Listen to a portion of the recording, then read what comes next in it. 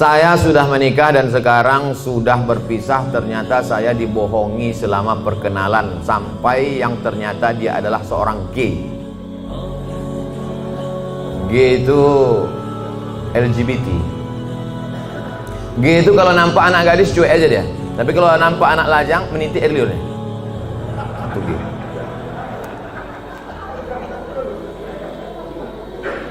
Yang paling banyak gay ini di Thailand. Makanya di sana ada musabaqah gay. Namanya Lady Boy. Muka lady, kaki boy. Yang paling hebat merubah buah-buah ini itu di Bangkok. Bisa dirubah orang itu, jeruk itu manis luar biasa. Bisa dirubahnya apel, bisa dirubah genetika tanaman, bisa mereka buat. Bisa itu limau jeruk manis itu tak berbiji dibuat. Tapi yang lebih hebat, bisa orang pun tak berbiji dibuat. Itulah hebat. Luar biasa mereka. Ini gini. Oke, kita lanjutkan. Hati saya hancur Pak Ustaz. Jangankan ibu, saya pun ikut merasakannya. Coba, saya ini udah sampai pada level bisa merasakan perasaan orang lain. Bagaimana perasaan seorang perempuan dianggapnya inilah akan menjadi imam dia. Ternyata pas disuruh jadi imam, bang kau jadi imam, aku aja lah. Nah, perasaan itu. Dah, mohon Ustadz beri saya doa membuat hati saya tenang dan ikhlas atas diri saya. Adakah yang terjadi di dunia ini di luar kuasa Allah? Saya tanya sekali lagi, adakah yang terjadi di dunia ini di luar kuasa Allah? Kalau ada yang mengatakan ada yang terjadi di luar kuasa Allah, berarti Tuhan itu dua. Ada Tuhan baik, ada Tuhan buruk. Berarti dunia ini tak pernah aman, karena Tuhan baik sama Tuhan buruk ini berkelahi. Lau kana fihi ma'alihatun illallah la fasadata. Seandainya di langit dan di bumi ini ada Tuhan selain Allah, maka sudah lama dunia ini hancur. Oleh sebab itu segala sesuatu terjadi atas kehendak dan kuasa Allah. Langkah, rezeki, pertemuan, maut, kuasa Allah. Itu maka kaca spion itu kecil dibuat, kaca depan itu besar. Supaya apa? Supaya kita lebih banyak melihat ke depan daripada melihat ke belakang. Ada mobil yang kaca spionnya sebesar kaca depan? Tak ada. Masa lalu itu tengok sekali-sekali, habis. Kita lebih banyak menatap masa depan. Begitu banyak masa depan di depannya.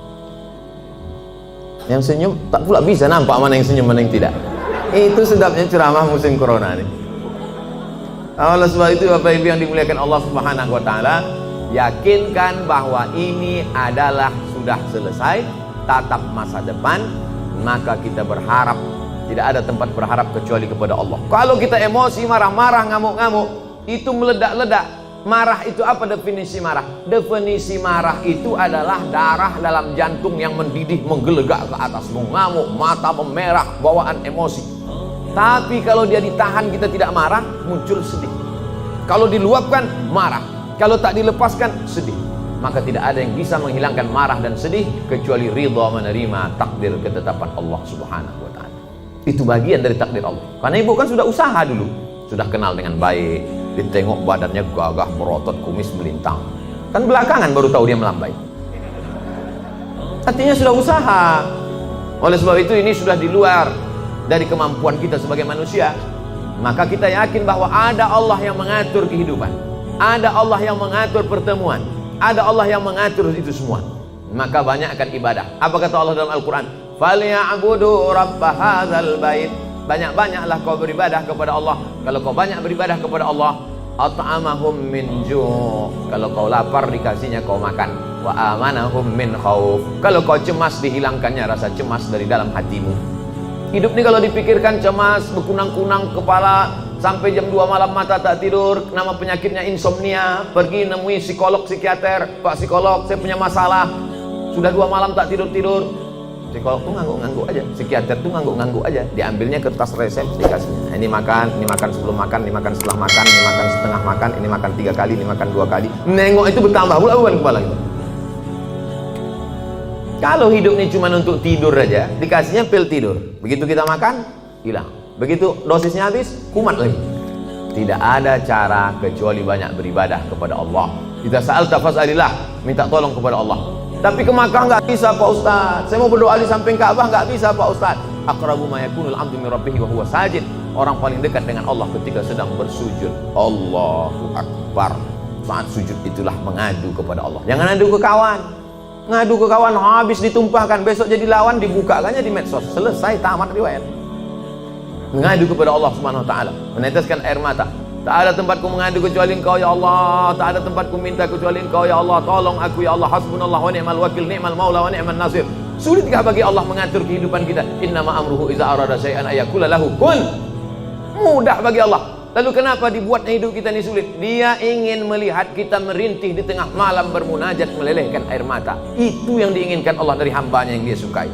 Oleh sebab itu, tanamkan dalam diri kita, aku dicintai Allah, aku disayangi Allah, aku disukai Allah. Allah menyelesaikan setiap perkaraku, Allah memperhatikan aku, Allah melihat aku, Allah mengatur kehidupanku. Setiap hari dikatakan itu. Makanya selesai sholat kita katakan, la ilaha illallah wahdahu la syarikalah, lahul mulku wa lahul hamdu, yuhyi wa yumiit wa huwa ala kulli syai'in qadir. Hukuman apa sebenarnya untuk seorang homoseks di dunia dan di akhirat? Man ra'aitumuhu ya'malu 'amala qaumi Lut. Siapa yang kamu lihat melakukan perbuatan umat Nabi Lut, faqtulul fa'il wal maf'ul, maka hukumnya adalah hukum mati. Andai diterapkan hukum Islam, itu bencong-bencong itu tobat semua. Begitu dipancung kepala, hilang bencong. Hai katanya, begitu dipancung satu, hai.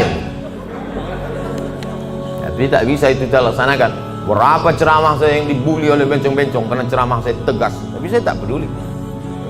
Kalau ada yang gini-gini kan ceramah saya, itu banyak bencong. Kalau jantan tentu berani dia langsung kan. Bagaimana hukumnya orang yang telah melanggar sumpah atas nama Allah? La yu'akhidhukumullahu billaghwi fi aymanikum walakin yu'akhidhukum bima kasabat qulubukum. Fakaffaratuhu, kalau ada orang melanggar sumpah, maka cara menembusnya 3. Yang pertama, it'amu asyarati masakin, kasih makan 10 orang miskin. Au kiswatuhum, atau kasih 10 pakaian orang miskin. Au tahriru raqabah, atau membebaskan budak hamba sahaya. Kalau tak sanggup paman yajid, siapa yang tak sanggup? Fasyamu salasati ayyam, puasa 3 hari. Maka ibu jangan percaya kalau bapak ini bersumpah. Sampai mati mah nggak akan nikah lagi. Puasa dia 3 hari selesai.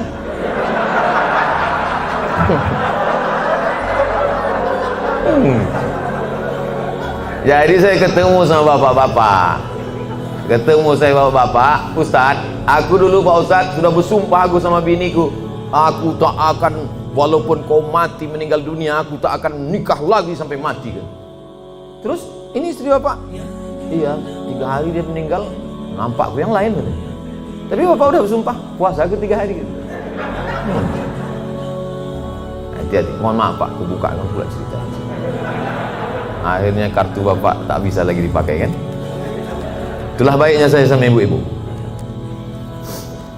Apakah ada taubat bagi orang yang telah melanggar sumpah itu Pak Ustadz? Dia sudah memain-mainkan nama Allah. Maka menembus sumpah itu hanyalah sekedar menembus perbuatannya, tapi perbuatan dia. Salah satu la yanzurullahu ilaihim. Ada 3 orang yang tidak dipandang Allah pada hari kiamat. La yukallimuhumullah, tak diajak bicara oleh Allah. Walahum azabun alim, mereka diazab dengan azab yang amat sangat menyakitkan. Siapa itu? Orang yang bersumpah palsu, terutama dalam berdagang. Berapa ini harganya? Aku tak ada ngambil untung, ini aku jual modal aja nih. Demi Allah, mana ada orang jual modal? Kau kalau bohong jangan nampak kali. Tak ada orang jual modal, pasti dia ngambil untung. Udahlah bohong, mau melakukan barang, itu tak dipandang Allah, tak dilihat Allah pada hari kiamat. Apalagi yang bersumpah-sumpah itu, pakai Quran pula itu di atas. Saya bersumpah akan menjadi PNS, bersedia ditempatkan di seluruh Indonesia dari Sabang sampai Papua, bersedia. 3 hari tempat sana, balik ngurus surat pindah. Mudah-mudahan yang sudah bersumpah nih, taubatnya diterima Allah SWT. Banyak juga.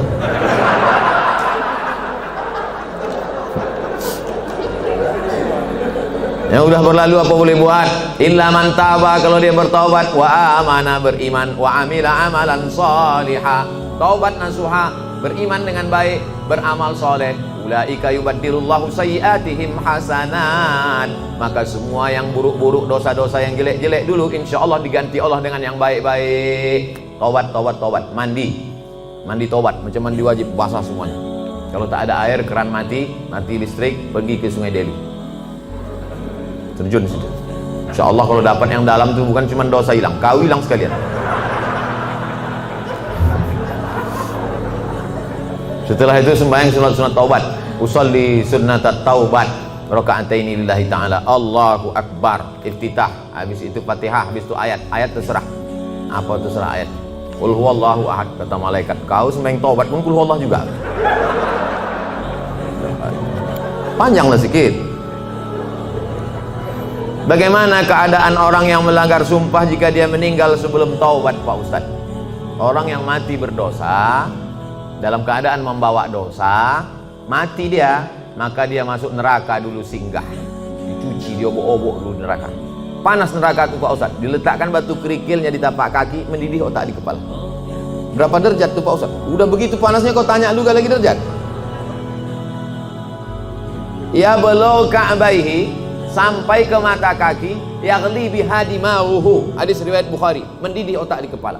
Makanya selalu doa kita, Rabbana atina fid dunya hasanah wa fil akhirati hasanah wa qina azaban nar. Insyaallah semua yang hadir ini masuk surga, tak singgah di neraka.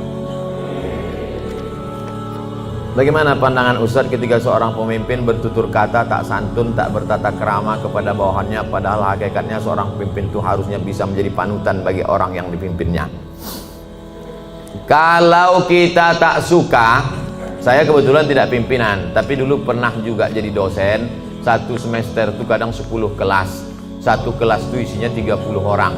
Jadi saya memimpin 300 orang. Jadi saya sampaikan di pertemuan pertama, adik-adik mahasiswa sekalian, saya ini orangnya tak suka marah-marah, ngamuk-ngamuk, caci maki, sumpah serapah. Saya punya aturan-aturan. Nilai saya ambil 40% dari mid semester, 40% dari UAS, ujian akhir semester. Ini saya bagi ada 13 makalah. Pertemuan pertama tatap muka, perkenalan, orientasi. Pertemuan nanti berikutnya adalah presentasi makalah. Kalau kalian sedang tidak mood, sedang malas, jangan datang ke kampus, karena aku tak bisa menengok kalian main-main di dalam, main HP. Saya kasih tahu, kalau kalian tak siap makalah, jangan kalian datang. Kalian buat izin, kalian bisa telepon saya, bisa kirim WhatsApp saya. Nah, kita kasih tahu dari awal. Kita yang paling tahu tentang diri kita, apa yang membuat kita marah. Kalau kita pula mau mengasih tahu dia, kasih tahu dengan baik. Jangan kita marah kepada ini, kita lampiaskan ke sini. Qaulun ma'rufun, ucapan yang baik. Wa maghfiratun, pemberian maaf, khairun, lebih baik. Pimpinan juga tak bisa marah-marah. Apa titel bapak tuh? Mudah marah. Nah, oleh sebab itu maka, tapi pemimpin tak boleh pula tak marah. Karena kalau pemimpin tak ada marah, makanya ada punishment, ada hukuman, ada SP1, ada SP2, ada SP3. Mesti ada ketegasan, mesti ada disiplin. Saya tak suka juga setelah pengajian ini, terserah kalian lah, mau kerja. Aku udah kuserahkan semua pada Allah. Tak betul. Jadi sebetulnya Islam itu meletakkan sesuatu pada tempatnya. Jadi jangan bayangkan Nabi itu tak pernah marah. Nabi pernah marah. Naik dia ke atas mimbar, merah wajahnya, merah matanya, marah dia. Jadi Nabi itu menempatkan sesuatu pada tempatnya. Salam dia, Assalamualaikum warahmatullah. Tengoknya banyak yang tak sholat berjamaah, marah Nabi. La uharriqanna alaihim buyutahum, ku bakar rumah mereka yang tak sholat ke masjid. Marah. Mana mungkin bakar gitu ucapannya tak marah. Siapa yang tak ke masjid ku bakar. Marah, cuman marah pada tempatnya. Ini banyak orang sekarang kan tak menempatkan sesuatu pada tempatnya. Orang yang menempatkan sesuatu pada tempatnya namanya adil. Lawan dari adil, zalim. Jadi kalau kita marah-marah aja sama orang, itu zalim. Bermasalah di rumah, marah ke security, itu zalim. Apa pula aku yang salah ke security? Awas kau kutuntut di akhirat nanti. Apakah benar apabila suami memakan penghasilan istri hukumnya haram?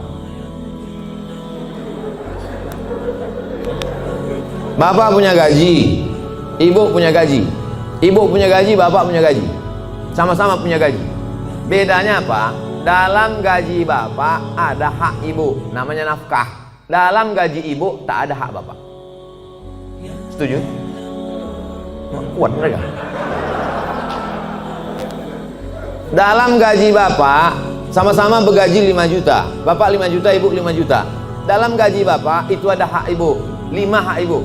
Pertama makan, kedua pakaian, ketiga tempat tinggal, keempat pendidikan, 5 perhatian. Hak ibu, kewajiban bapak. Tapi ibu bisa bekerja karena izin bapak. Izinnya pun bukan karena keterpaksaan. Bang, aku kerja ya, kalau tidak awas bang. Tidak bisa juga. Oleh sebab itu ibu punya gaji, ibu punya warisan, ibu punya pendapatan, ibu punya kos-kosan, ibu punya mobil, ibu punya sudaku, ibu punya kocan, ibu punya angkot, ibu punya motor. Itu milik ibu. Kalau ibu meninggal, 50% untuk bapak. Kalau ada anak, 25%. Artinya ibu punya harta. Lalu kemudian ketika ibu mau bersedekah, ibu tidak minta izin ke bapak. Sebetulnya ibu tak perlu minta izin karena itu punya ibu. Tapi ibu sebagai orang yang beretika, bermoral, berakhlakul karimah, ibu ngomong, kulo nuwun, kata orang Jawa, bang, aku mau menyantuni anak yatim di sana. Jadi duit gajiku ini ku pakai. Bapak tinggal ngangguk aja. Dan ibu tak boleh menantang tenteng. Kau mau kemana? Aku mau menyantuni anak yatim di sana. Soal kau tanya, ini kan gaji aku. Nah, pertanyaannya, apakah haram bapak memakan hasil gaji ibu itu? Harta bapak berpindah kepada saya sebab apa? Jual beli. Sebab apa? Pinjam meminjam. Sebab apa? Sodakoh. Sebab apa? Infak. Sebab apa? Wakaf. Bisa duit ibu itu berpindah ke bapak, apa sebabnya? Akadnya itu apa? Sodakoh. Sodakoh dia. Udah nggak? Selesai itu dah. Bang, ini gajiku bang, ini duitku bang. Tapi kan aku tengok abang susah kali, ini ku kasih abang sodakoh. Biar jangan apa kali ya bang, ini ambil.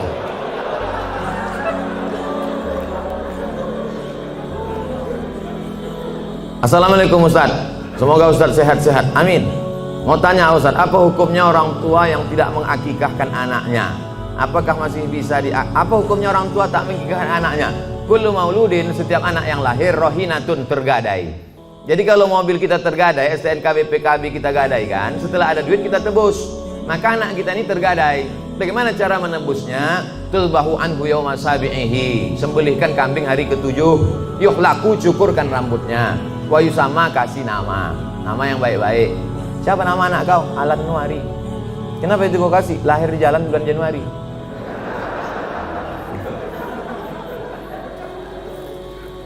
Kasih nama yang baik-baik, cukurkan rambutnya karena itu rambut kotor di dalam. Lalu kemudian sembelihkan kambing hari ke-7. Tak ada duit hari ke-7, hari ke-14. Tak ada duit hari ke-14, hari ke-21.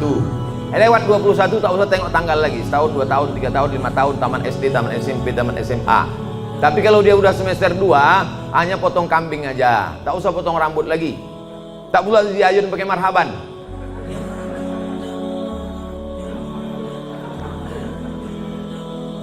Apakah masih bisa diakikahkan setelah anak itu sudah besar Pak Ustadz? Jangankan anak itu, bapak ibu balik ke rumah nanti tanya emak sama ayah, ada tak diakikahkan? Kalau tak ada diakikahkannya, besok pagi beli kambing, boleh akikah. Akikah saja. Yang pula cukur rambut, bergundul semua pegawai besok. Saya tulis dalam buku saya 37 masalah populer. Di situ ada pembahasan akikah setelah dewasa. Tapi yang hamil sekarang punya anak, nanti hari ke-7 potongkan. Bagus.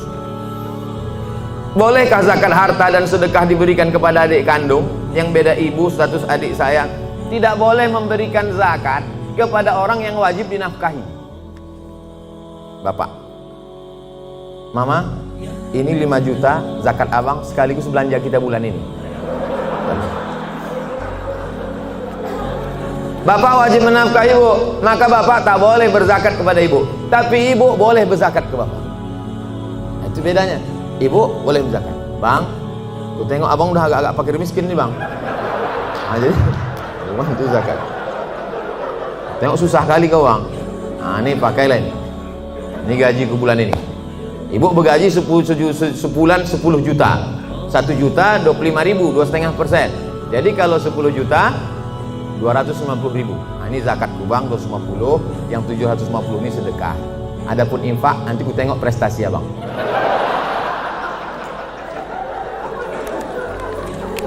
Nah, kaedahnya tak boleh berzakat pada orang yang wajib kita nafkahi. Tak boleh berzakat kepada anak.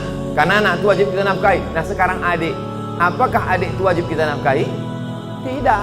Yang wajib dinafkahi itu siapa? Istri, anak, cucu, mertua, orang tua, yang hubungan langsung. Itu yang wajib kita nafkahi. Orang yang tak wajib kita nafkahi, boleh kita kasih zakat. Kalau kita bersedekah pada orang jauh, nilainya 1 sedekah. Tapi kalau kita bersedekah pada orang dekat, nilainya 2. 1 sedekah, 1 lagi silaturahim. Tapi banyak orang tak mau sedekah ke keluarga dekat. Kalau sedekah sama orang lain, kok kenapa tak sedekah sama saudara? Payah saudara nih Pak Ustadz, dikasih sikit-sikit kali kata dia. Bagaimana menghadapi suami yang berselingkuh?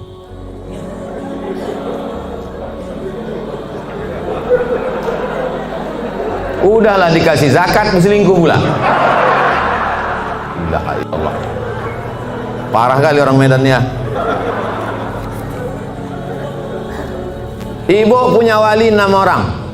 Jadi bukan ibu memanggil bapak itu dengan membawa centong, sini bang, bukan gitu. Ibu punya wali 6 orang.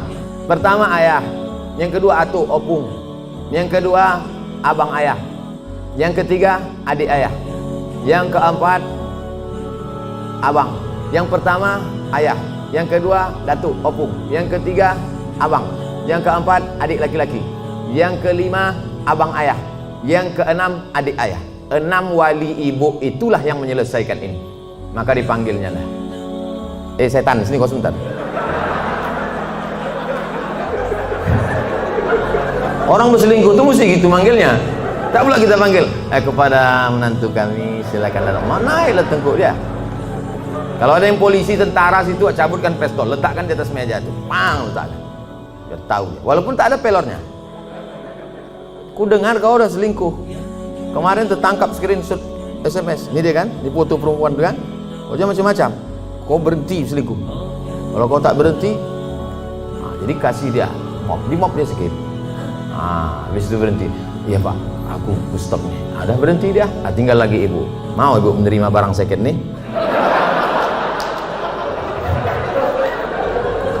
Kalau ibu, kata ibu, Pak Ustadz, aku ikhlas menerima dia Pak Ustadz. Tak bisa aku berpindah ke lain hati Pak Ustadz. Terimalah dia. Tapi jangan sampai mulut ibu berkata bisa, tapi hati ibu tidak. Itu bahaya. Lain di mulut, lain di hati. Ada lagunya itu. Kalau ibu berkata bisa, katakanlah bisa. Tapi kalau katakan tidak, katakan tidak. Karena banyak perempuan berkata mulutnya bisa, tapi pas begitu jalan bersama terbayang dia selingkuhan siapa sih. Itu menjadi masalah. Hidup ini singkat bu. Hidup ini singkat. Jangan sampai gara-gara ini terpengaruh kepada sholat ibu, ibadah ibu, kerja ibu. Oleh sebab itu pikirkan baik-baik. Kalau bisa, bisa. Ambil waktu agak seminggu, 2 minggu, 3 kali Jumat. Aku berpikir dulu. Gimana? Selesai? Apa pendapat pandangan Ustadz terhadap pandemik COVID-19 yang sekarang terjadi dan bagaimana menyikapinya? Itulah yang kuceramahkan sejam tadi.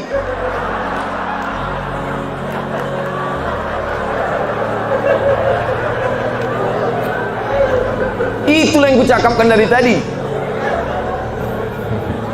Mungkin pertanyaan ini ditulis sebelum tadi datang diserahkan ke panitia. Jadi sebetulnya sudah terjawab. Kalau tak terjawab juga, tinggal tonton aja Ustadz Abdul Somad Official Channel. Subscribernya udah 1 juta. Mana tahu nanti dicarinya yang mana channel itu yang ada 1 juta. Jika kita mengetahui bahwa pasangan hidup kita telah mengikuti ajaran Syiah, apa yang harus kita lakukan? Apa hukumnya? Perbedaan kita dengan Syiah ini 5. Yang pertama, Syiah wajib mengimani imam 12. Sedangkan rukun iman kita 5. Antumina billah wa malaikatihi wa kutubihi wa rusulihi wa yaumil akhir wa biqadri khairihi wa syarrihi. Sedangkan dia ada rukun imannya lagi, beriman kepada imam yang ke 12 imam. Siapa yang tak percaya kepada imam 12 kafir.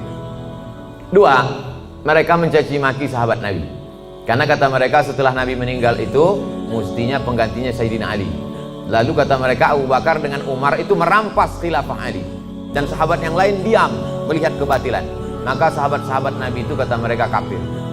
Yang ketiga, kata mereka ada Quran yang disebut dengan Mushaf Fatimah.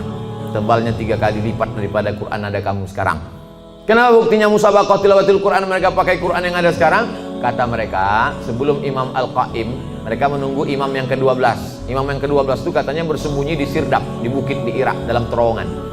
Itu mereka tunggu-tunggu, belum keluar lagi. Nanti kalau keluar imam yang ke-12 itu, dibawanya kitab yang asli, sementara yang asli itu datang, pakai aja yang KW ini dulu gitu dia. Yang keempat, mereka ada meyakini namanya taqiyah. Taqiyah itu kalau di tengah orang ahlu sunnah, pura-pura dia ahlu sunnah. Kalau di sini banyak Muhammadiyah, pura-pura dia Muhammadiyah. Kalau di sini banyak Al-Wasliyah, pura-pura dia Al-Wasliyah. Kalau di sini banyak NU, pura-pura dia NU. Kalau di sini banyak ahlu sunnah, dia bilang Sunni. Kau ini Syiah apa Sunni? Aku Sunni. Kalau kebetulan banyak Syiah, kau Sunnah apa Syiah? Aku Syiah. Kalau kebetulan situ 50-50, kau Sunnah apa Syiah? Aku Susi. Susi, Sunnah Syiah. Yang kelima, mereka ini menghalalkan nikah mut'ah. Nikah mut'ah itu bagian dari akidah keyakinan. Mut'ah itu artinya enak. Mut'ah itu artinya nikmat. Nikah mut'ah itu nikah kontrak. Jadi boleh nikah kontrak. Aku nikah mut'ah sama engkau dari jam 5 pagi sampai jam 5 sore dengan mahar 50.000 tunai, sah. Dalam Islam tak boleh nikah mut'ah. Oleh sebab itu inilah perbedaan, 5 perbedaan menurut Syekh Ali Jum'ah, ulama besar. Kita berpegang teguh dengan ahlus sunnah wal jamaah. Kalau ada suami ibu atau istri bapak yang ikut golongan ini, ajak dia balik, bawa dia ke ketua MUI, bawa dia ke dokter Ardiansah Sekum MUI, supaya diceramahi dia, dibalikkan kepada ahlus sunnah wal jamaah. Karena tak mungkin bisa bersama. Antara NU Muhammadiyah masih bisa, antara Al-Wasliyah dengan Muhammadiyah masih bisa, karena masih sama ahlus sunnah wal jamaah. Apakah sah sholat jika kita tak tahu arti bacaan sholat tersebut? La sholat liman lam yaqra bi fatihatil kitab. Tak sah sholat kalau tak baca Fatihah. Apakah disyaratkan tahu artinya? Tidak. Tahu secara global saja. Allahu akbar kabira walhamdulillahi katsira wa subhanallahi bukratan wa asila. Tahu secara global. Apalah arti doa iftitah itu? Allah Maha besar. Selebihnya yang kau tanya aku, tak ada lagi pertanyaan lain. Nah, itu cara jawabnya kalau kita tak tahu. Habis itu Fatihah. Fatihah secara umum tahulah kita. Alhamdulillah rabbil alamin, arrahmanir rahim, maliki yaumiddin, iyyaka na'budu wa iyyaka nasta'in, ihdinas siratal mustaqim, siratal ladzina an'amta 'alaihim ghairil maghdubi 'alaihim waladdallin. Ayat begitu juga. Qul huwallahu ahadun illahus shamadul lam yalid wa lam yulad wa lam yakul lahu kufuwan ahad. Jadi andai tak tahu artinya tetap sah. Tapi kita berusaha untuk tahu. Maka belilah Quran yang ada terjemahnya. Ada terjemahnya, ada tajwidnya, ada asbabun nuzulnya, ada tafsirnya. 250.000. Jangan tawar-tawar lagi. Harga sepatu 500. Sepatu yang menjaga tapak kaki dari tai ayam 500 harganya. Quran yang menjaga diri dari api neraka. Quran waktu akad nikah dulu diletakkan di ruang tamu dalam peti kaca. Setiap tamu datang ke situ macam nengok kucing. Mana yang lebih diutamakan, ibu atau istri? Ibu-ibu mesti berkata, aku milik suamiku, suamiku milik ibunya. Banyak yang mengangguk. Kalau tak mengangguk, ragu dia. Aku milik suamiku, suamiku ini milik emaknya. Ibu kenal bapak ini kan setelah dia kerja, setelah dia 22 tahun, setelah dia tamat, setelah dia kuliah, setelah dia punya duit. Dulu waktu tapak kakinya 2 jari, panjangnya sejengkal, kenal ibu sama dia? Mana kenal? Oleh sebab itu muliakan dia dengan memuliakan ibunya. Bapak juga begitu. Bapak muliakan ibu bapak di depan istri bapak. Kehormatan, kemuliaan. Adinda, ini emakku. Tak ada mantan emak, mantan bini ada. Oleh sebab itu maka ini tak bisa dibenturkan, jangan dilagakan ini antara emak dengan ibu ini. Oleh sebab itu maka ini masa lalu, yang ini masa depan. Maka insya Allah bapak ibu bisa menjaga. Waktu kemudian kita menyampaikan nanti waktu bapak punya anak perempuan, bapak sampaikan itu, hai anakku, kau perempuan, kau punya laki, kau punya suami, suamimu itu punya emak. 3 kali nak Nabi menyuruh berbakti kepada dia. Jangan sampai mak tua umur 80 tahun datang ke rumah, nak mintalah duit kau 50.000, mak belum makan lagi. Apa kata si abang tuh? Sebentar ya mak, tanya bini itu dulu. Kalau ada bapak yang begini, insya Allah selamat dari azab kubur. Saking kan menderitanya udah di dunia ini. Oleh sebab itu maka jangan benturkan antara dua ini. Karena dua ini perempuan-perempuan yang luar biasa. Emak bapak dicium tapak kakinya masuk surga, istri bapak, anak-anak bapak masuk surga karena dia. Maka mereka adalah perempuan-perempuan yang luar biasa insya Allah. Apa hukumnya debitur yang mau hijrah tapi masih memiliki kewajiban di bank dan hanya mau membayar tunggakan pokoknya saja, tapi tak mau membayar tunggakan bunganya? Laporkan dia ke polisi. Kau dulu waktu minjam duit ini tak tahu kau neraka, sekarang giliran bayar baru kau bawa neraka. Ini kan negara hukum. Jadi bapak-bapak kan negara hukum. Nah, dulu kan ada tanda tangan materi 6.000. Saya akan bayar pada tanggal sekian, kalau tidak barang akan disita, kalau tidak. Nah, itu. Jadi tak bisa dia berkata, saya tak mau bayar bunga, bunga ini haram. Jadi dulu yang nanda tangan ini siapa? Hantu. Jadi saya kasih tahu sama yang mau hijrah-hijrah, kalau kau mau hijrah, kau bom. Kalau kau takut ini riba, ada aset yang bisa dijual, ada kos-kosan, ada tanah, jual, bom kan ke sini, bam, selesai tutup, baru hijrah. Begitu caranya. Tak ada yang bisa kubom Pak Ustaz. Kalau kubom ini meledak semuanya, Hiroshima Nagasaki ini Pak Ustaz. Kau bayar aja cicilannya sampai lunas, bayar sampai selesai. Begitu, karena kita tinggal di negara kesatuan Republik Indonesia yang dipakai adalah hukum konvensional. Oleh sebab itu maka sesuai dengan perjanjian, bayar selesaikan. Kalau bisa dibom, bom. Kalau tak bisa, lunasi cicilan sampai habis. Pak Ustadz, bagaimana caranya supaya saya bisa ikhlas dan sabar karena ditinggal anak meninggal saat usia 4 tahun dan sudah hampir 4 tahun dia pergi, tapi sampai saat ini perasaan saya masih sedih dan selalu merindukannya. Apa saya kurang ikhlas? Nabi punya anak namanya Ibrahim, meninggal umur 18 bulan, menetes air mata Nabi, menangis Nabi. Makamnya di Ma'la, samping makam Nabi, arah ke kiblat, samping Masjid Nabawi sebelah kiri. Amatardo ya Rasulullah, apakah kau tak ridho anakmu meninggal ya Rasulullah? Kata Nabi, aku ridho. Kalau kau ridho, kenapa kau menangis? Air mata kasih sayang. Makanya kalau sekedar menangis, jangan larang. Kalau ada ibu-ibu menangis, kata Nabi, da'hunna, biarkan mereka Umar, biarkan mereka menangis. Yang tak boleh itu meratap. Meratap itu, oh Allah.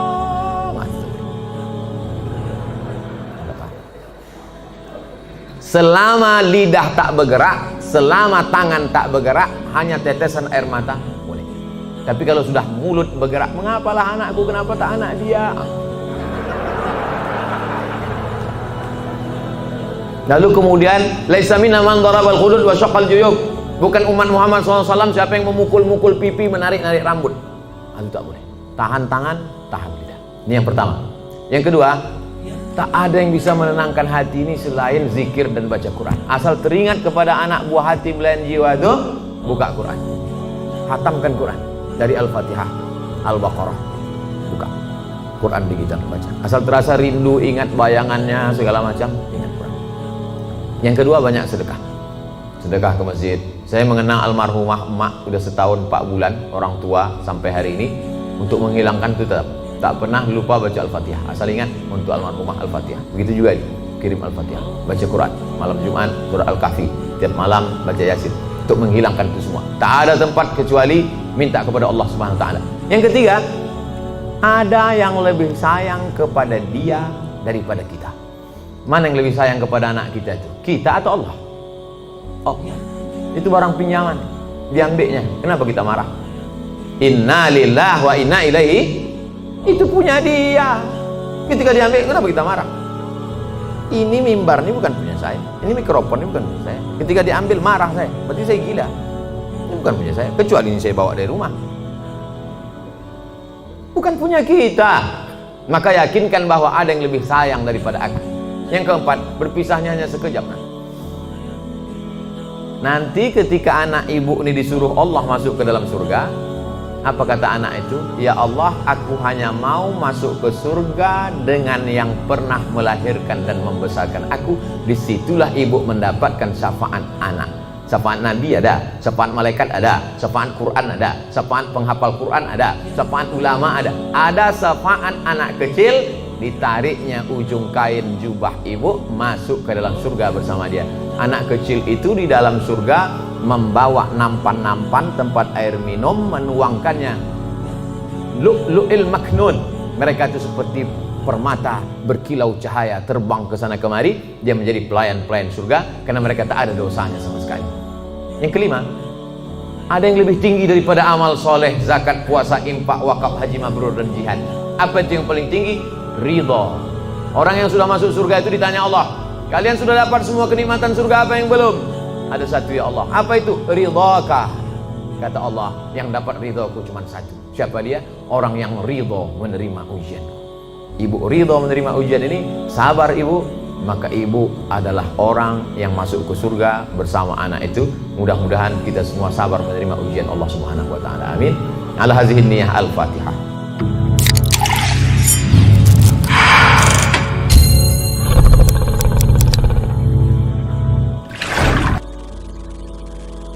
Berapakah thariqah yang ada di dunia? Di Indonesia ada namanya Jam'iyah Ahlut Thariqah Al-Mu'tabarah. Presidennya Habib Lutfi bin Yahya Pekalongan. Habib Lutfi bin Yahya memberi saya gelar Syekh Abdul Somad.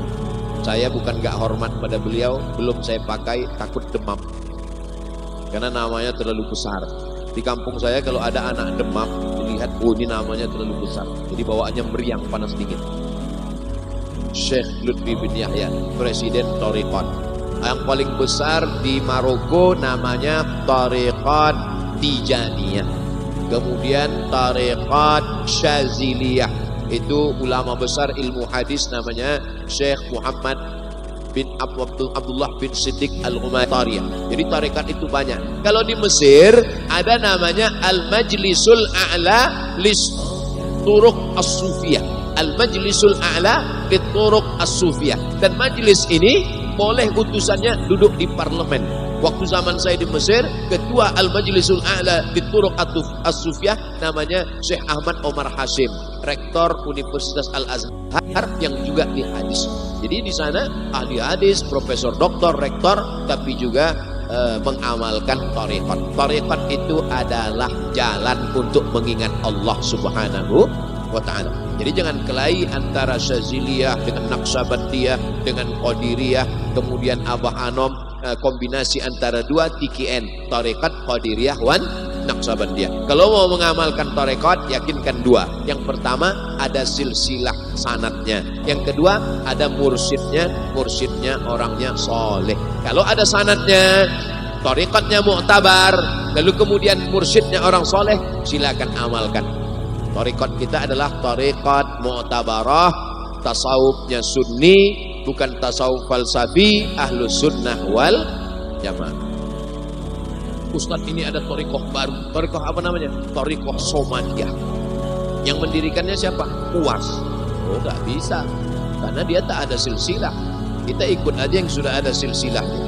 Al-isnad minad din, laulal isnad laqala man sya'a ma sya'a. Kalau bukan karena sanad, orang akan ngomong seenaknya saja. Fanzuru amman ta'khudhu dinakum. Perhatikan kamu ngambil agama ini dari siapa? Bersanad dari kiai-kiai kita sampai kepada Imam Muhammad bin Idris Asy-Syafi'i, bersanad dari guru-guru kita sampai kepada Imam Abul Hasan Al-Asy'ari, bersanad dari guru-guru Habib kita sampai kepada Syekh Bahauddin An-Naqsyabandi, sampai kepada Nabi Muhammad sallallahu alaihi wasallam.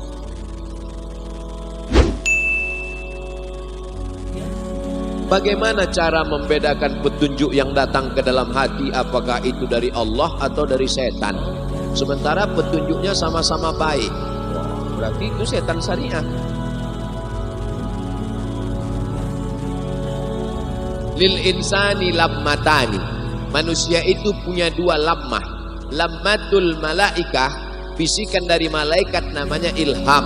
Sedangkan bisikan dari setan namanya waswasah. Oleh sebab itu sebelum tidur kita berwudu dulu, sholat sunat witir dulu, bismika Allahumma ahya wa amut. Jangan baca sekarang, nanti ketiduran. Sebelum makan minta lindung kepada Allah. Anak-anak kecil didoakan seperti doa Nabi untuk Sayyidina Al-Hasan dan Sayyidina Al-Husain. U'idzukuma bikalimatillahi tammati min kulli syaitani wa hammati wa min kulli ainin lammah. Maka insya Allah kita terjaga, terselamat dari itu. Tapi kalau ada bisikannya sama-sama baik, disebutkan dalam kitab Al-Lumah, ditulis oleh Imam Saraj At-Tusi, ahli tasawuf. Kalau engkau masuk ke dalam hutan, ketika sampai ke dalam hutan, tiba-tiba burung-burung yang ada hinggap di pohon kayu mengucapkan salam kepada engkau. Saya masuk ke dalam hutan, tiba-tiba burung itu mengucapkan salam, Assalamu alayka ya Abdus Somad. Waalaikumsalam. Masuk ke dalam hutan, burung-burung mengucapkan salam kepada engkau. Bagaimana cara membedakan bahwa itu karomah atau istidraj? Caranya dua. Kalau mendengar ucapan burung itu ada rasa takut kepada Allah, maka itu berarti karomah datang dari malaikat. Tapi kalau begitu masuk ke dalam hutan, burung-burung mengucapkan salam, datang rasa bangga, keluar dari hutan lalu bicara, akulah wali Allah. Semua burung sudah bersatu mengucapkan salam kepadaku. Sesungguhnya kau wali setan. Kenapa? Karena tidak mendatangkan rasa takut kepada Allah. Makanya saya pernah nanya, ini jadi ustadz viral ini, jangan-jangan ini dari setan. Kalau ada rasa sombongmu dalam hati Abdul Somad, berarti kau setan. Tapi kalau dalam hatimu ada rasa takut kepada Allah, makanya saya tidak pernah datang ke Miftahul Huda 2 ini datang untuk berceramah, tidak, na'udzubillah. Aku datang ingin bersilaturahim kepada mujahid-mujahid fisabilillah. Allahu Akbar. Aku datang kemari mau belajar kepada mereka bagaimana ikhlas kepada Allah. Maka niatnya mesti diluruskan. Maka kalau sampai dalam hatimu ada rasa bangga, ada rasa ujub, ada rasa sum'ah, ijabul mar'i binafsihi unwanu ba'fi aqli. Ustaz, kan sekarang lagi gencar-gencarnya NKRI harga mati. Sedangkan yang dibawa mati secara hakikat adalah Islam. Manakah yang lebih tepat antara NKRI harga mati dan Islam harga mati? Kalau kita mati nanti, yang dibisikkan ke telinga sebelah kanan, La ilaha. Ada pernah melihat waktu dibisikkan NKRI? Ada.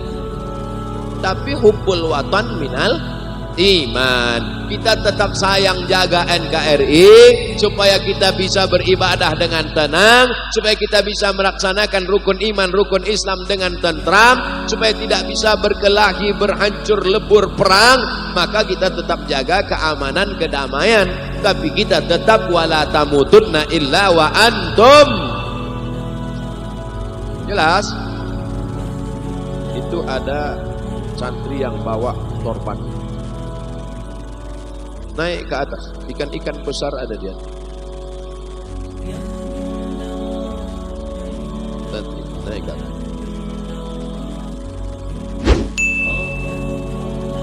Mohon pencerahannya menyikapi hukum waris di zaman sekarang, laki-laki perempuan itu disamaratakan. Padahal dalam konsep Al-Quran jelas bagian laki-laki dan perempuan itu dibedakan. Dalam kasus ini boleh apa tidak?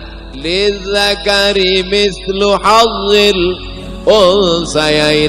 Anak laki-laki dapat 2 kali bagian anak perempuan. 2 kali diulang Allah dalam Al-Quran. Tidak ada ayat yang paling detail, ayat paling lengkap kecuali tentang waris. Walakum nisfu ma taraka azwajukum illam yakul lahunna walad fa in kana lahunna waladun falakumur rubu'. Kamu dapat setengah harta istrimu kalau tidak ada anak. Kalau ada anak kamu dapat 1/4. As-sumun 1/8. As-sudus 1/6. Al-thuluts 1/3. An-nisfu setengah. Disebutkan secara detail Al-Quran. Siapa yang merubah hukum Allah, wa man lam yakum bima anzalallah fa ulaika humul kafirun fa ulaika humul fasiqun fa ulaika humuz zalimun. Maka tidak bisa amandemen manusia untuk merubah hukum Allah Subhanahu wa ta'ala. Jangan coba-coba untuk merubah hukum Allah. Laki-laki diberikan 2 kali bagian perempuan, bukan berarti diskriminatif, bukan berarti merendahkan perempuan. Kenapa laki-laki diberi lebih banyak? Karena laki-laki bertanggung jawab memberi nafkah, mahar nikah. Ar-rijalu qawwamuna 'alan nisa. Saya kena juga nih. Saya pakai sarung tapi di dalam tetap pakai celana. Kapankah seseorang bisa dikatakan ikhlas yang sesungguhnya? Apakah malaikat tahu ada yang ikhlas di antara kita? Ustaz Somad tanya sekali lagi. Adakah malaikat tahu keikhlasan hati kita? Tidak. Iza hamma abdi bihasanatin, kalau hambaku itu ingin melakukan perbuatan baik, catat 1. Tapi kalau dia jadi melakukannya, catat 2. Kalau malaikat tidak tahu niat kita, dari mana malaikat tahu orang ini mau berbuat baik? Maka disebutkan dalam kitab Ar-Risalah Al-Qushairiyah karya Imam Abul Qasim Al-Qushairi, ketika seorang hamba mau berniat baik, berbuat baik, maka dia mencium aroma yang harum semerbak. Dia catat 1. Malaikat tidak tahu apa yang ada dalam hati kita. Maka yang tahu keikhlasan itu hanya kita dan Allah Subhanahu wa ta'ala. Jangan-jangan Abdul Somad ini ceramah karena mau subscriber, karena mau viral, malah mau viewer karena mau viral. Maka doakan supaya Abdul Somad ikhlas, istiqomah, dan mati husnul khatimah. Selalu minta doa kepada Allah, jadikan aku ikhlas ya Allah, jaga hatiku supaya jangan sampai kena ria, kena sum'ah ya Allah. Jangan sampai kita lalai lupa, karena kalau kita lalai lupa, disitulah setan datang masuk menghancurkan kita. Ustadz mohon jelaskan menyikapi mengaplikasikan rahmatan lil alamin di era milenial ini Pak Ustadz. Digital seperti ini Pak Ustadz. Wa ma arsalnaka illa rahmatan lil alamin. Allah berikan semesta alam. Buktinya dengan adanya santriwan-santriwati, pohon bambu dapat rahmat, kambing-kambing dapat rahmat, binatang-binatang dapat rahmat, semut-semut dalam lubang tanah dapat rahmat, hutan dapat rahmat. Maka di era milenial ini, anak-anak muda buat clocknya juga rahmat. Ambil handphone, letakkan di pohon bambu, langsung buat video pendek. Hai guys, dimana berada? Sebagai seorang mukmin, jangan kau tebang hutan, selamatkan hutan. One man, one tree, sunnah Nabi SAW. Jangan lupa subscribe, like, and share. Gak sulit buat video pendek, simple, sederhana. Jadi kalau mau buat vlognya rahmatan lil alamin. Kalau mau buat channelnya rahmatan lil alamin. Kalau mau buat videonya mendidik. Kalau mau buat film pendeknya menjadi film yang tontonan, menjadi tuntunan. Insya Allah santriwan-santriwati akan melahirkan produk-produk yang bermanfaat, entrepreneur yang menyelamatkan umat dan bangsa insya Allah. Amin. Maaf, aku mau bertanya, kedua orang yang bisa bermimpi dengan kanjeng Nabi katanya orang soleh. Apakah kita sebagai orang penuh dengan dosa mungkin gak bisa bermimpi dengan baginda Rasul Sallallahu Alaihi Wasallam Pak Ustaz? Man ra'ani fil manami faqad ra'ani. Siapa yang melihat aku dalam mimpinya, maka sesungguhnya dia melihat aku. Di anna syaitana la yatamatsalu bi, karena setan tidak bisa menyerupai aku. Saya bertemu dengan seorang bukan ulama, bukan ustadz, manusia biasa. Dia pegawai di salah satu kantor bupati. Dia bermimpi melihat Nabi sallallahu alaihi wasallam. Ketika saya dalam mimpi itu sholat Pak Ustadz, saya lihat Nabi Muhammad jadi imam. Selesai sholat, Nabi menghadapkan wajahnya, disitulah saya melihat dan dia mengaku, akulah Nabi Muhammad. Saya tanya, apa amalan Bapak?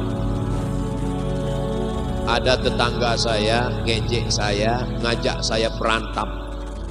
Terus saya maafkan dia. Saya pengurus masjid Pak Ustaz. Tiba-tiba tetangga saya ngajak saya kelahi gara-gara masalah di dalam masjid. Yang benar saya. Siapapun ditanya yang benar saya. Dia nantang saya ngajak berantem. Saya nggak mau. Malamnya saya mimpi Nabi. Ternyata kita bisa bertemu dengan Nabi kalau kita mau memaafkan orang lain. Saya tanya si bapak, bapak nggak mau berantem itu bapak takut dengan dia? Enggak Pak Ustadz, saya ini jago karate, sabuk hitam dan satu. Kalau mau saya tinju dia mati. Dia jago karate, sabuk hitam, masih muda, sehat walafiat, punya jabatan di kantor bupati, tidak mau berkelahi, bertemu dengan Nabi Muhammad SAW. Jadi karena ketulusan hati, kebaikan. Andai saya ada yang seperti posisi dia, sabuk hitam, jago karate, patah-patah saya buat. Oleh sebab itu maka maaf juga luar biasa. Ini salah satu contoh manusia biasa yang bukan ulama bisa bertemu dengan Nabi Muhammad sallallahu alaihi wasallam.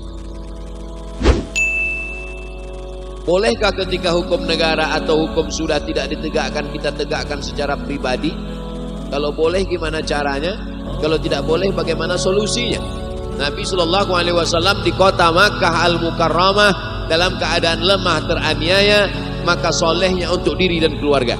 Jadi kalau kita merasa dalam keadaan teraniaya tidak bisa menegakkan hukum Allah, maka dakwahnya hanya untuk pribadi dan keluarga. Periode Makkah Al-Mukarramah. Tapi ketika sudah di kota Madinah Al-Munawwarah, dia punya kekuatan, maka dia wajib menegakkan hukum Allah Subhanahu wa ta'ala.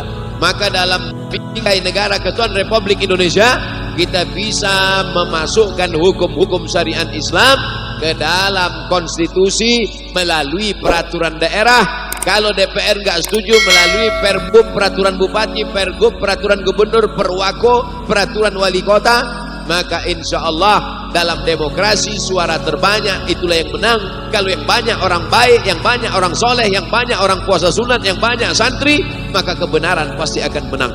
Makanya jangan hiruk pikuk dakwah ini hanya dalam pesantren saja, tapi ditebarkan di tengah seluruh umat sesuai dengan profesi kita masing-masing. Tablik akbar tidak hanya di pesantren, tablik akbar di stadion, tablik akbar di GLBK Bandung Lautan Api, 100.000 orang, tidak hanya santri, semua pengusaha, bisnismen, masyarakat, pemabuk, yang mabuk-mabuk pun ikut pengajian, sementara ngaji berhenti mabuk, habis itu mabuk lagi. Paling enggak pas mabuk itu dia berhenti, paling enggak pas sedang pengajian dia stop sejenak.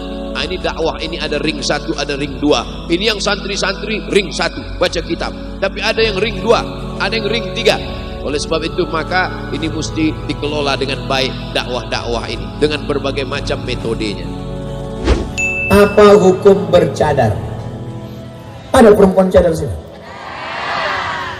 Kenapa kalian bercadar?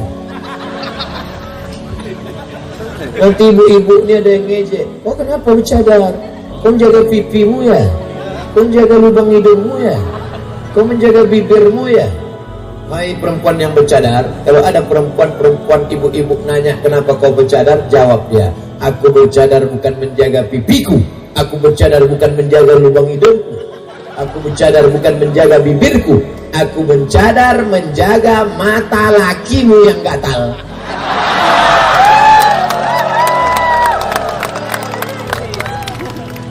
Jangan ejek cadar, karena cadar adalah ajaran Islam. Mengejek cadar berarti mengejek Nabi Muhammad SAW. Betul? Begitu juga jangan mengejek poligami, karena poligami adalah ajaran Islam. Mengejek poligami berarti mengejek ajaran Nabi Muhammad SAW. Betul? Tengok, saya mancing aja. Begitulah rupanya yang tak terkeluarkan selama ini. Malam ini terpuaskan mereka. Betul, nampak betul tertekan. Keluar nanti Komisi Perlindungan Laki-laki. Ada ulama yang mewajibkan cadar. Syekh Ibnu Utsaimin, ulama Saudi Arabia, Syekh Ibnu Bas mengatakan cadar wajib. Tapi guru-guru kami di Al-Azhar tidak mewajibkan cadar. Oleh sebab itu yang mau bercadar silakan, yang tak bercadar tak apa-apa. Antara yang bercadar dengan yang tak bercadar jangan berkelahi. Kalau antara kalian yang bercadar dengan yang tak bercadar kelahi, yang ketawa yang tak berbaju. Mari kita jaga bersama. Ustaz, saya mau pakai cadar, tapi kata mak saya kau jangan bercadar, nanti kau tak laku. Mana imanmu, Bu? Mana tawakalmu, Bu? Anakmu bercadar, alhamdulillah. Orang pusing menengok anaknya pakai rok pendek setengah tiang, lutut hitam berkudis. Bagi yang anaknya sudah bercadar, alhamdulillah. Hanya saja kalau dia pulang bawa kawan, periksa juga. Mana tahu berkumis.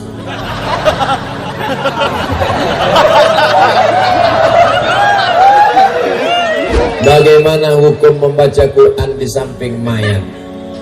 Ini kok baca Quran samping mayat?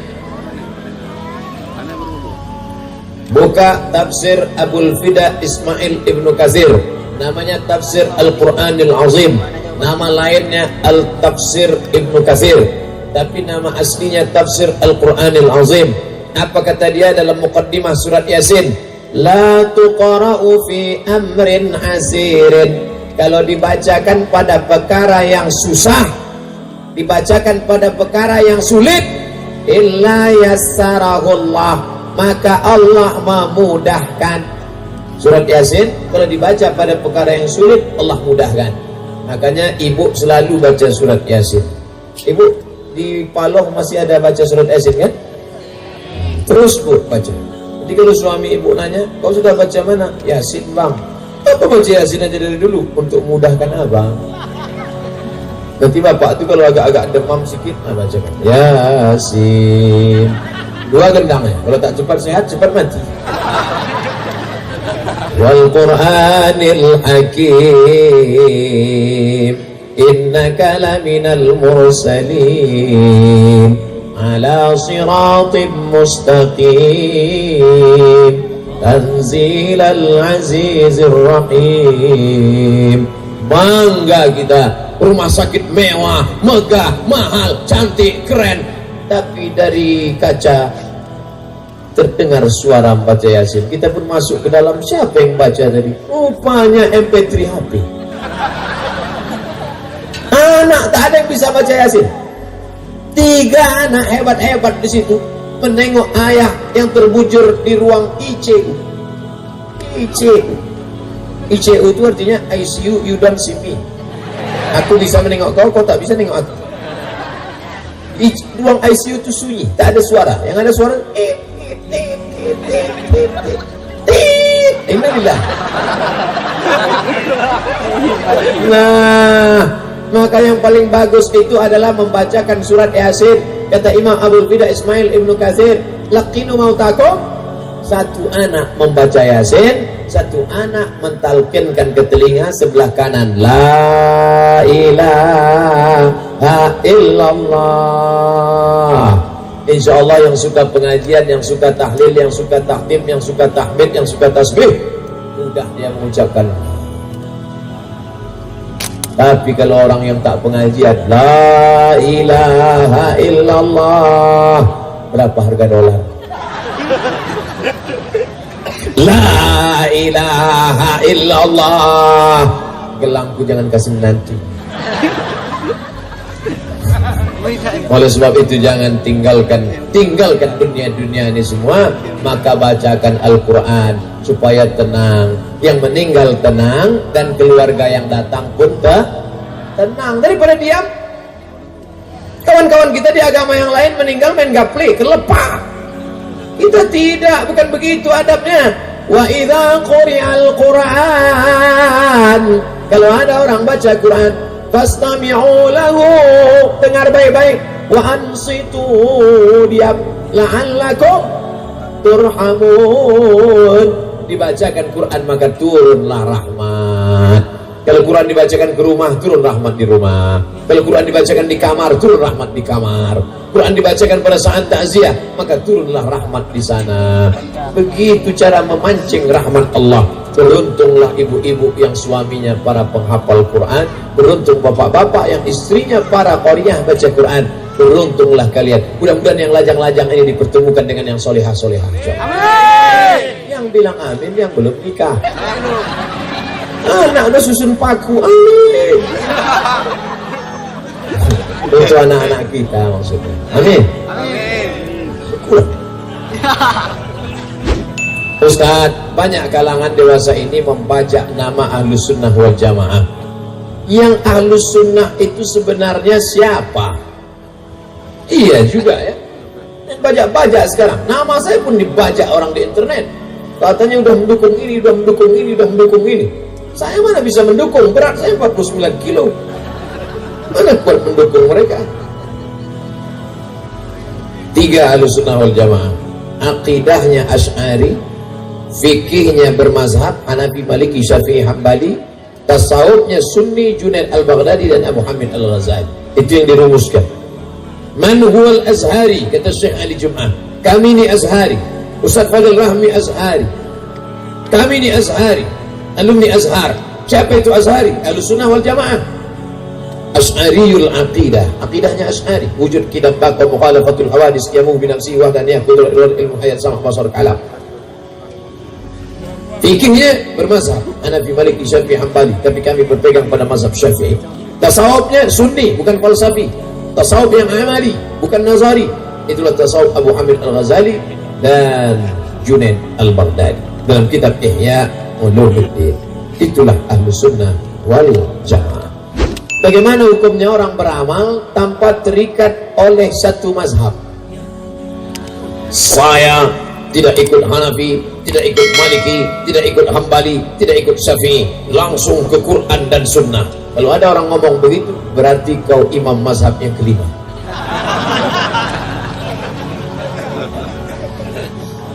Al-Imam Ibnu Hajar Al-Asqalani, gelarnya bukan LCMA, Al-Hafiz.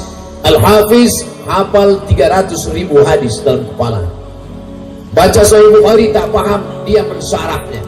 Syarahnya Fathul Bari, syarah Sahih Al-Bukhari. Tapi tengok ujung namanya, Al-Hafiz Ibnu Hajar Al-Asqalani Asy-Syafi'i, masih bermazhab Syafi'i. Tafsir Jalalain ditulis oleh Jalaluddin Abdurrahman As-Suyuti. Tadribur Rawi oleh Jalaluddin Abdurrahman As-Suyuti. Al-Jami' Al-Kabir ditulis oleh Imam Jalaluddin As-Suyuti. Tapi nama dia Al-Hafiz Jalaluddin Abdurrahman As-Suyuti Asy-Syafi'i. Imam-imam besar masih bermazhab. Lalu kau siapa? Orang yang tak bermazhab ini dua kemungkinan. Pertama, imam mazhab. Yang kedua, orang gila. Ustaz Somad, saya masih mengikut mazhab Syafi'i. Begitu guru-guru kami mengajar. Bagaimana hukum KB, Pak Ustaz? KB terbagi dua. Yang pertama namanya Tanzimun Nasal. Yang kedua namanya Tahdidun Nasal. Nasal artinya keturunan. Yang pertama tanzim, boleh. KB mengatur kelahiran 2 tahun sekali. 2 tahun sekali? 2 tahun sekali? Boleh. 3 tahun sekali? Boleh. 4 tahun sekali? Boleh. Ini namanya tanzimun nasal. Dalilnya mana? Nabi membolehkan azal. Sahabat yang melakukan azal dibolehkan Nabi. Maka KB yang 3 tahun sekali, 4 tahun sekali, boleh. Maksudnya 3 tahun sekali anak lahir, bukan 3 tahun sekali ibu bini, bukan. Yang tidak boleh itu takdid. Takdid putus. Kalau sudah ikut program ini tak bisa lagi punya anak. Laki-laki namanya vasektomi, perempuan namanya steril. Ibu kalau sudah steril tak bisa hamil lagi. Ibu sudah steril. Kenapa steril? Anak sudah ada. Saya steril ajalah. Begitu steril tak bisa punya anak. Anak yang ada ditabrak mobil, mati. Senyum suami. Nah, ada banyak yang senyum kan? Oleh sebab itu jangan steril. Kecuali dokter sudah memvonis ibu mesti steril. Kalau tak steril nanti melahirkan resikonya mati. Tak boleh pilih mati. Ibu pilih mati apa steril? Steril aja. Suaminya ditanya, bapak pilih istri ibu steril apa mati? Biarlah mati aja deh. Jangan. Tak boleh. Vasektomi jangan, Pak. Vasektomi itu kalau sudah putus tak bisa disambung walaupun pakai selasiban. Jadi kesimpulannya KB ini dua. Yang tanzimun nasal, pengaturan boleh, tapi kalau tahdid vasektomi dengan steril tak boleh. Bagaimana hukum perempuan melakukan musafir umrah tanpa mahram? Tidak boleh perempuan musafir, la tusafiran namra'atun. Tidak boleh perempuan musafir illa ma'adhi mahramin, kecuali dengan mahram. Tapi kata Imam Nawawi, darurat berangkat haji boleh. Syaratnya di sana ada perjalanannya aman, ada perempuan-perempuan yang amanah ramai. Begitu juga dengan umrah zaman sekarang. Ada ketua kloter, ada pembimbing ibadah, banyak ibu-ibu ramai, maka tetap dibolehkan. Ibu yang sudah menyetor silakan, tapi betul-betul amanah. Banyak juga sekarang perempuan pergi sendiri, suaminya dilarang, rupanya mau pergi sama mantan. Jangan kalian macam-macam buat dosa di tanah suci. Memang betul mau pergi lillahi ta'ala, tidak ada mahram. Dan nanti waktu cap paspor itu yang ditanya pakai mahram itu yang muda-muda saja. Kan mahram? Mana mahram? Yang tua-tua tak ada mahram. Pasal nenek lewat aja nenek. Ada yang mau ganggu nih. Belisik dah. Ustaz, semoga Allah memberikan sehat selalu Ustaz. Amin. Di kertas terakhir nilai yang doakan sehat. Bolehkah belajar ilmu tauhid, ilahiyat, rububiyat, asma wa sifat? Ini teori yang dipakai bukan oleh tradisi kita.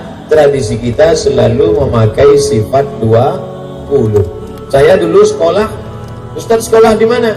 Di Al-Wasliyah. Al-Wasliyah tauhidnya pakai apa? Nasuki ala umil barahim. Waktu sanawiyah pakai apa? Al-Husunul Hamidiyah.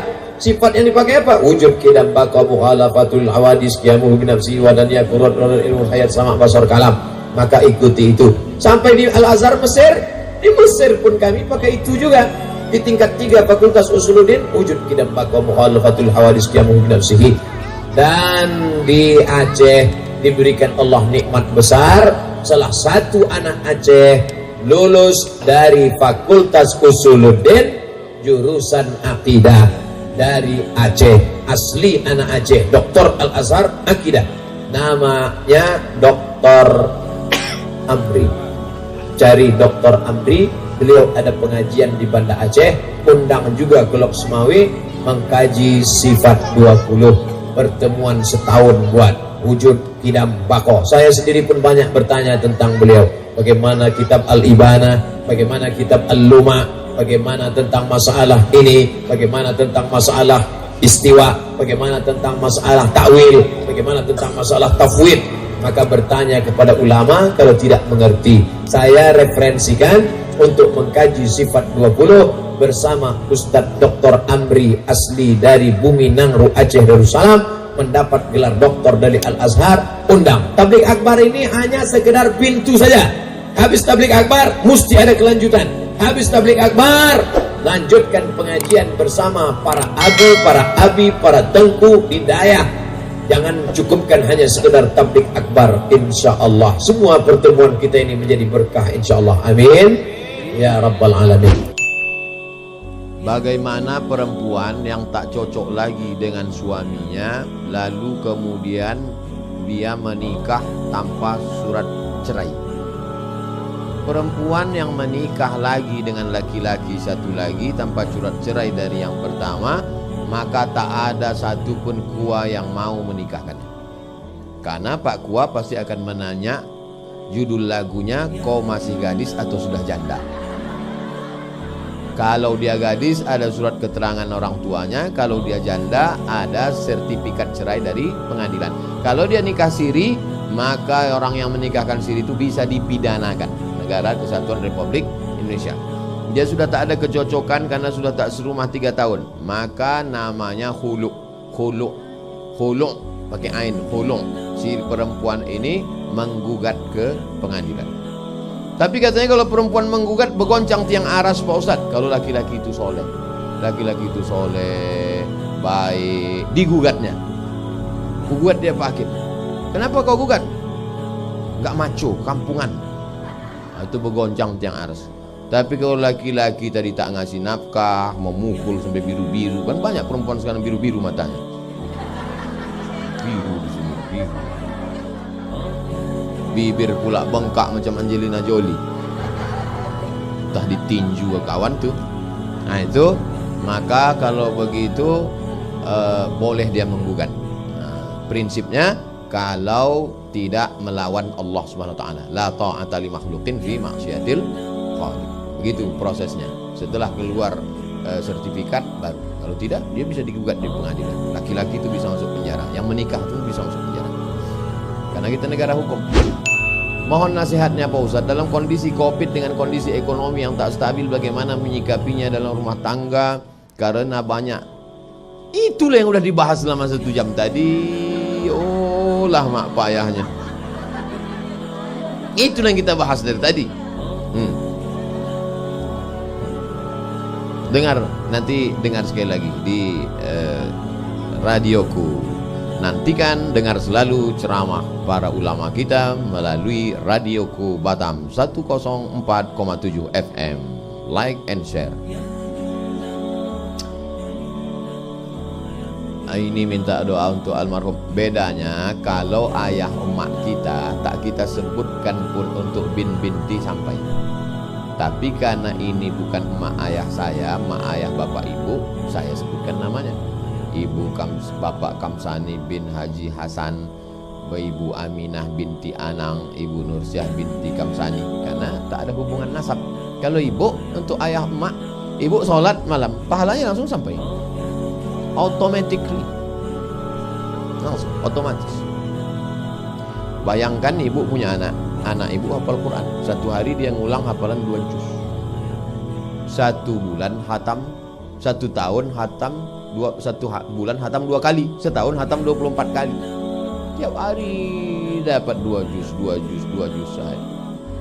Bertetangga pula sama kubur sebelah yang anaknya penyanyi metal. Dapat Yasin pas mau nyambut Ramadan aja.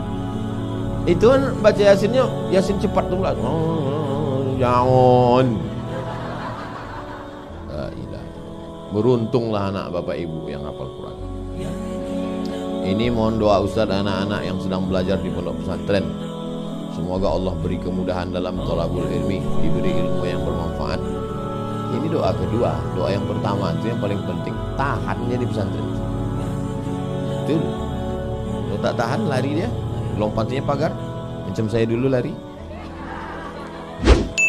Assalamualaikum warahmatullahi wabarakatuh. Waalaikumsalam. Saya bekerja di bank konvensional, sementara menunggu pekerjaan yang baru. Bagaimana hukum pendapatan saya itu? Awak tak boleh ke Islamic Bank. Tak boleh.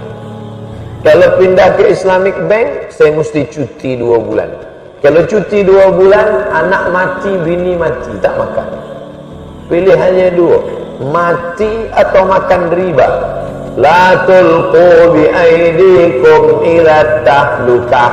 Jangan kau jerumuskan dirimu dalam kematian. Tak boleh pilih mati. Ustaz, pilihan saya 2, pindah ke Islamic Bank 2 bulan lagi, atau makan riba, atau mati. Awak pilih mana? Saya pilih mati aja lah. Tak boleh, haram. Masuk ke hutan, di hutan pilihannya cuma 2, mati atau makan khinzir. Tak boleh pilih mati, makan khinzir. Makan khinzir. Tapi selepas itu ada pisang datang, tinggalkan khinzir, makan pisang. Pisang ini Islamic Bank, khinzir ini konvensional, riba. Jangan sampai dah ada pisang, sedap khinzir ni Ustaz. Tak boleh. Sebab ini nama hukum kaedahnya akhaffud dararain, memilih mudarat yang teringan di antara 2 mudarat. Sama-sama mudarat, ini mudarat, ini pun mudarat, tapi ini lebih ringan. Pilih yang lebih ringan. Mudah-mudahan Allah Ta'ala berikan jalan setiap masalah. Amin. Man lazimal istighfar, sesiapa yang memperbanyak istighfar, ja'alallahu lahu li kulli dhiqin makhraja. Kesempitan hidupnya diberikan Allah jalan keluar, solusi. Wa min kulli hammin faraja, kesusahannya diberikan Allah kelapangan. Wa razaqahu min haitsu la yahtasib, diberi Allah dia jalan pintu rezeki dari yang tidak disangka-sangka. Oleh sebab itu banyak-banyak istighfar. Astaghfirullahaladzim, astaghfirullahaladzim, astaghfirullahaladzim. Yang lebih panjang, astaghfirullahaladzim alladzi la ilaha illa al-qayyum wa atubu ilaih. Yang lebih panjang, Allahumma anta rabbi la ilaha illa anta khalaqtani wa ana 'abduka wa ana 'ala 'ahdika wa 'adika mastata'tu. A'udzu bika min syarri ma sana'tu. Abu'u laka bi ni'matika 'alayya wa abu'u bi dhanbi faghfir li fa innahu la yaghfiru dzunuba illa anta. Apa itu rabithah wasilah? Rabithah wasilah ada dalam tarekat Naqsyabandiyah. Ketika akan memulai zikir, membayangkan guru, membayangkan tuk guru supaya lebih khusyuk berzikir. Bukan membayangkan guru itu sebagai Tuhan, syirik, na'udzubillah. La ilaha illallah. Murid-murid masa ada guru dia khusyuk, dia takut. Maka bila dibayangkannya gurunya, hati dia lebih khusyuk. Begitu kata orang yang meyakini rabithah wasilah. Boleh kita bertawassul dengan guru-guru yang sudah meninggal, yang bersanad ilmunya hingga Rasulullah sallallahu alaihi wasallam. Dijawab oleh Syekh Yusuf Ad-Dimashqi, Dimashq, Suriah. Nama kitabnya Al-Mawsu'ah Al-Yusufiyah fi Adillatis Sufiyah.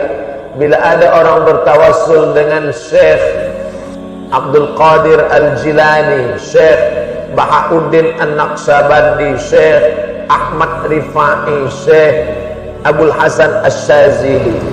Abul Hasan As-Sazili itulah dia tarekat Saziliyah. Bahauddin Naqsabandi tarekat Naqsabandiyah. Abdul Qadir Al-Jilani tarekat Qadiriyah. Abdullah Sattari tarekat Sattariyah. Tarekat ini bukan agama. Tarekat ini metode cara berzikir. Kalau tak faham, fas'alu ala dzikr in kuntum la ta'lamun. Tanya orang yang tahu bila kamu tak tahu. Nah, sebelum berzikir itu dia bertawassul. Untuk almarhum Syekh Abdul Qadir Al-Jilani, Al-Fatihah. Aku bertawassul kepada Allah berkat Syekh Abdul Qadir Al-Jilani. Syekh Abdul Qadir Al-Jilani sudah meninggal dunia. Apakah dia betul wali Allah? Ya, dia Ahlus Sunnah wal Jamaah, bukan Ahlul Bid'ah. Imam Nawawi menyebutkan beberapa karamah keutamaan wali Allah, di antaranya Syekh Abdul Qadir Al-Jilani. Begitu pula para ulama-ulama tasawuf, Jami' Karamatil Awliya, Syekh Abdul Wahab Asy-Sya'rani, termasuk wali-wali Allah. Maka orang yang bertawassul dengan wali Allah itu bukan bertawassul dengan kulitnya, dagingnya, darahnya, karena dia sudah meninggal dunia, tapi bertawassul dengan amal solehnya. Dan tak pula meminta kepada dia, hai Syekh Abdul Qadir Jailani, tolong berilah aku jodoh. Mana ada orang minta? Dia minta kepada Allah. Allahumma inni atawassalu ilaika, aku memohon kepada engkau ya Allah berkat Tuan Syekh, kerana amalnya soleh, kerana dia wali Allah, kerana dia orang baik. Itu pun tak ada ulama mewajibkan. Siapa yang tidak bertawassul kepada wali, doanya tak sampai? Tak ada. Ini pun masalah khilafiyah. Bila ingin lengkapnya, bacalah kitab yang ditulis ahli hadis dari Maghribi bernama Syekh Abdullah bin Siddiq Al-Ghumari, bergenar Musnidul Alam, ahli sanad dunia. Ahli sanad dunia ini sekarang cuma dua saja. Satu dari Maghrib, satu dari Masyriq. Yang dari Maghrib Syekh Abdullah bin Siddiq Al-Ghumari, yang dari Masyriq Timur Syekh Muhammad Yasin Al-Fadani, meninggal tahun 1990. Jawatan terakhir adalah Rektor Darul Ulum di Makkah Al-Mukarramah. Mereka membenarkan tawassul kepada ulama-ulama yang soleh. Saya berjumpa dengan murid Syekh Yasin Al-Fadani. Saya tanya, Syekh Yasin Al-Fadani itu ada tak tarekatnya? Ada. Apa tarekat dia? Naqsabandiyah. Orang kalau mau minta zikir, dia kasih, ini aku ijazahkan zikir wirid tarekat Naqsabandiyah, tapi yang bersanad. Bersanad itu apa maknanya? Dia dapat dari gurunya, dari gurunya, dari gurunya. Seperti di Aceh ada ulama besar namanya Syekh Profesor Dr. Muhibbuddin Wali, PhD dari Al-Azhar University. Orang pertama yang memperolehi PhD dari Asia Tenggara dalam bidang fiqh, Syekh Profesor Dr. Muhibbuddin Wali. Dia mendapat zikir daripada mursyid bernama Syekh ayahnya Muhammad Wali. Muhammad Wali mengambil zikir, talqin zikir daripada gurunya, itulah dia Syekh Abdul Ghani. Syekh Abdul Ghani mengambil wirid zikir dari gurunya, Syekh Sulaiman Zuhdi di Jabal Abi Qubais di belakang Bukit Safa. Syekh Sulaiman Zuhdi mengambil dari guru-gurunya sampai sanadnya kepada Syekh Bahauddin Naqsabandi. Syekh Bahauddin Naqsabandi sampai sanadnya kepada Abu Bakar. Abu Bakar dari Nabi, Nabi dari Jibril, dari Allah Subhanahu wa taala. Nah, kalau dia bersanad boleh. Tapi kalau tak bersanad, aku nak ajarkan zikir pada kau. Dari mana? Terus saja dari Rasulullah sallallahu alaihi wasallam. Mana boleh? Dari mana engkau dapat? Sanadnya mana? Aku Google Nabi. Berguru lah. Mala syai'alahu fasyaitanu syaikhuhu. Siapa yang tak berguru, syaitan guru. Na'udzubillah.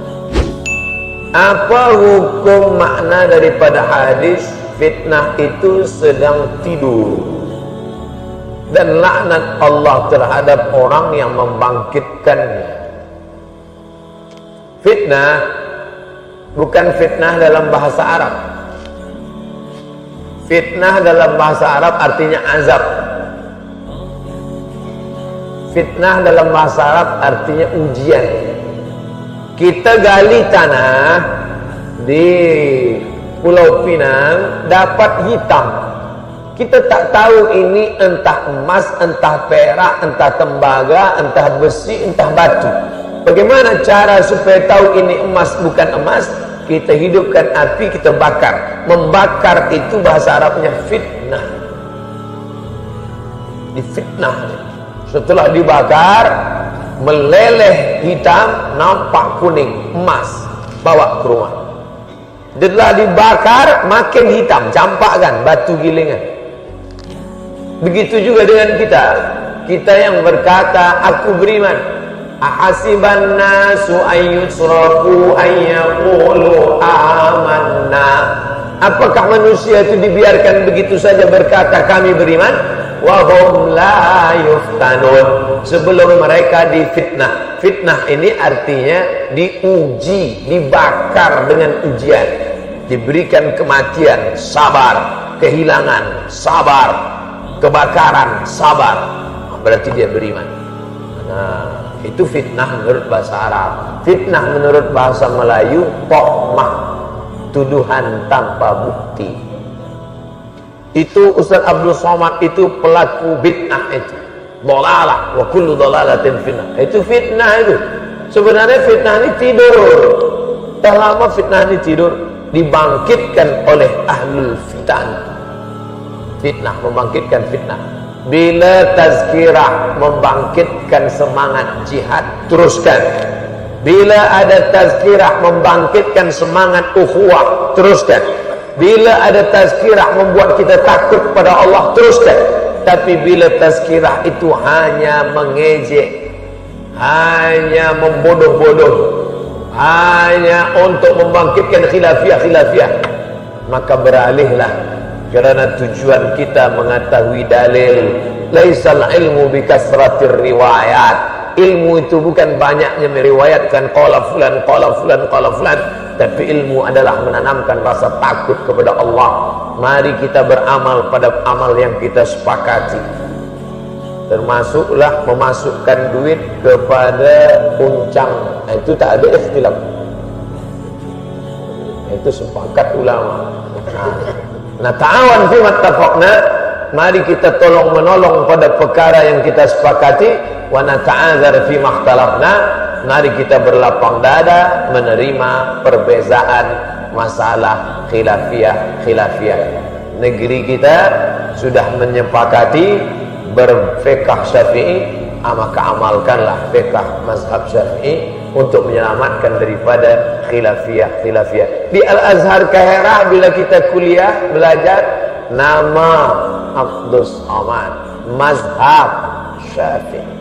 Hampir semua penuntut-penuntut yang datang dari Malaysia, Brunei Darussalam, Fatani, Moro, Filipina, Indonesia, semua pakai mazhab Syafi'i.